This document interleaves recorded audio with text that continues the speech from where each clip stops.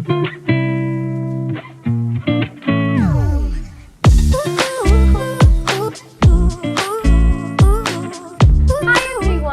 back to my channel. I'm Anushka, and what did you read last month?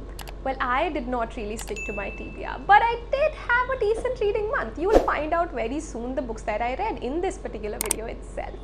Also, if you don't follow me on Instagram or if you followed and unfollowed because I was inactive the past few times, then please follow me again, because the thing is, now I'm quite active. Trust me, the people who follow me on Instagram know the engagement game is on another level. I'm making these reels, and we have already discussed this topic of the books that people read in the month of April.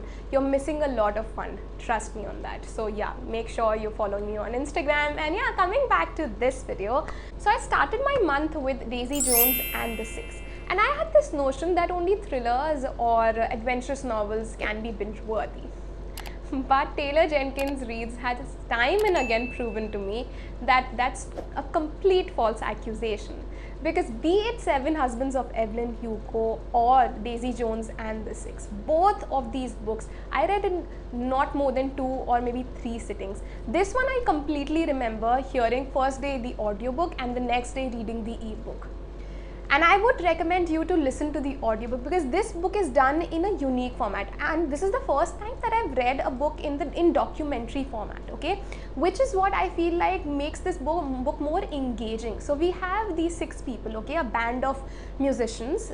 We have 6 people, and there's Daisy Jones, the 7th person.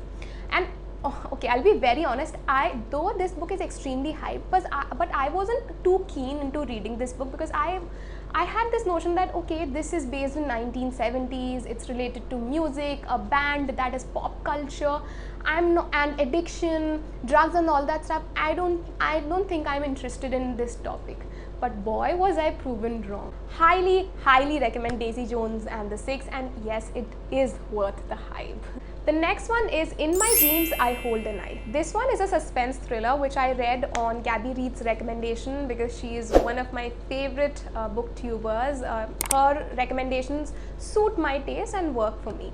And this one as well I quite liked. Also, if you are in college or if you're a teenager, I'm quite sure you would also enjoy this book, because it does have all those tropes, you know, unsolved murder, mysteries hiding behind, and a group of friends. So we have a college reunion after 10 years, and Jessica Miller, our main character, she is, you know, dealing with her past and her trauma, and all other friends, when she meets, she realizes that each and every person is hiding something.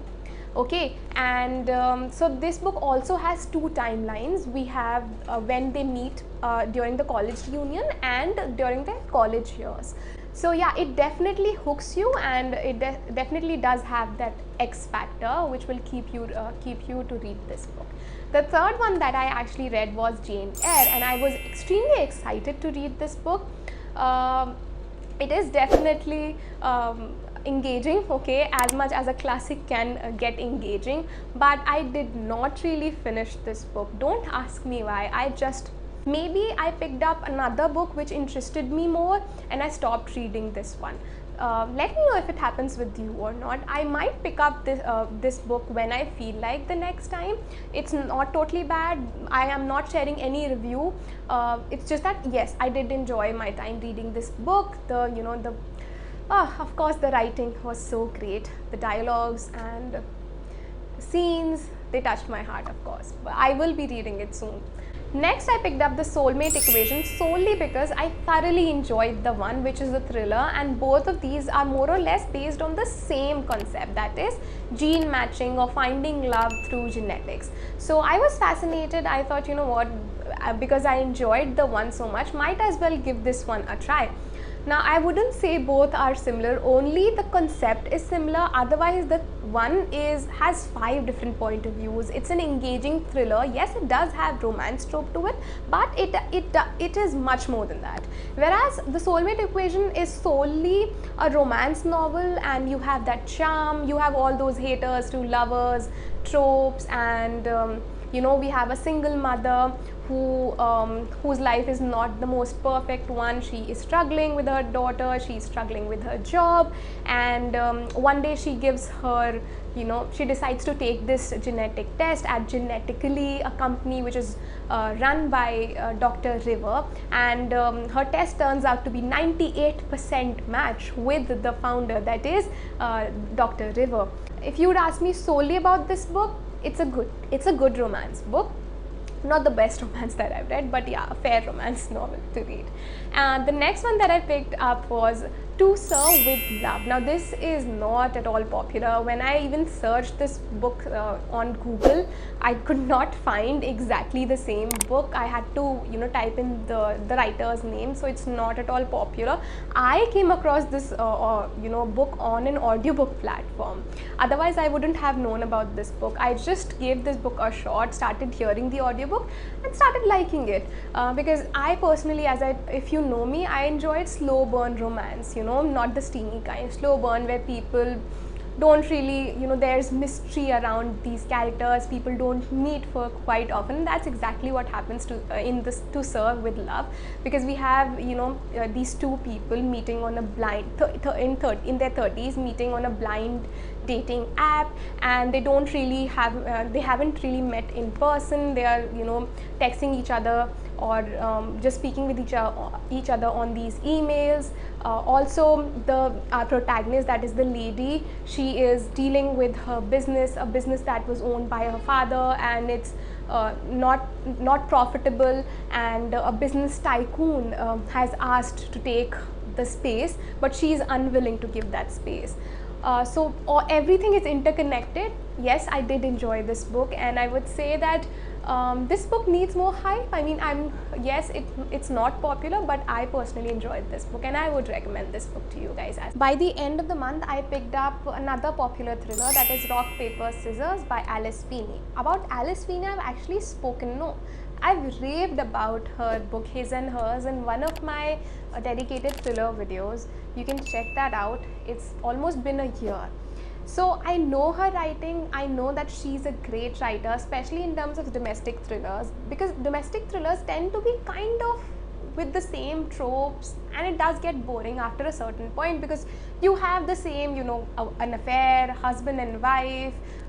You might feel that the main character might be the killer or something like that, but Alice Feeney does it in a different way. Yes, the tropes are similar, but you are still hooked on. You don't feel like, oh, it's the same exaggeration and you getting bored, but no, you still feel the mystery. And in this book, okay, Rock, Paper, Scissors, it's about a broken marriage, so they are taking this vacation on an isolated island. So it does have that dark, intense, gothic kind of trope, and you feel like there's paranormal activity, that trope as well. And you have that deep, intense mystery of also you get two point of views. We get the husband's point of view and the wife's point of view, so you're dealing with two point of views, and the ending is ambiguous in my opinion, but I was still I still was satisfied with the ending. The characters might be toxic, that's just to your own discretion, but I did enjoy Rock, Paper, Scissors. It is definitely a web, and it is dark and it is complex. Anyways, the last book, not the last one, I have this tendency of reading a non-fiction a month, which is heavy on literature. I don't usually like reading self-helps a lot. If you've been following my channel, though I enjoy reading factual books, as I've recommended a lot of times, Sapiens, History of Nearly Everything, and all kinds of these kind of books, or historical books. So this last month I picked up Silk Roads, which I still haven't finished. But it's a great book, I must say. Because of that, I actually picked up NCERTs. Yeah, 12th, 11th class NCERTs, because I wanted to get my basics right. And I feel like we underrate NCERTs, because now that I've looked back, though I wasn't an art student, so I haven't read 11th or 12th NCERTs, but I did read science SST in 9th and 10th, and I did not give credit to NCERTs at that time, but now when I looked back, reflected back and read those NCERTs, I was like, you know, these are such great books. They're written so well. The basic, you know, you can find a lot of videos on the internet. You can read a lot of these kind of books, Silk Roads, or a lot of India Struggle for Independence and India After Gandhi, these kind of books. But NCERT has that gist, you know, summaries written so well. It'll have all the facts and it'll be brief. But yeah, till now I'm enjoying it, and I will continue reading that book. I'm not sure if this month I'll pick up any factual book. I guess I'll continue the Silk Roads. And yeah, if you are a history buff like me, recommend me some history books in the comment box below. I will love to read you know, historical books. And yeah, that's it with this video. Oh yeah, also I'm doing this book a month, of you guys know, on Discord, so you can join me, you can read a book with me. So if you're interested, join Discord. The link will be in the description box below. The book that I've chosen for this month is Where the Crawdads Sing, and yes, I picked up earlier but I DNF'd it, but this time again I'll be reading it with you guys so that I finish it this time, because I've heard it's a great book. I don't know why I couldn't finish it. I hope this time you guys can help me into finishing that book. And yeah, come read with me, discuss with me the book. We'll discuss as we read together. So yeah, that's it with this video. I'll see you later with another video. Until then, bye bye. And yeah, also share your the books that you read in the month of April in the comment box below. Don't forget to follow me on Instagram, and I'll see you later with another video. Until then, bye.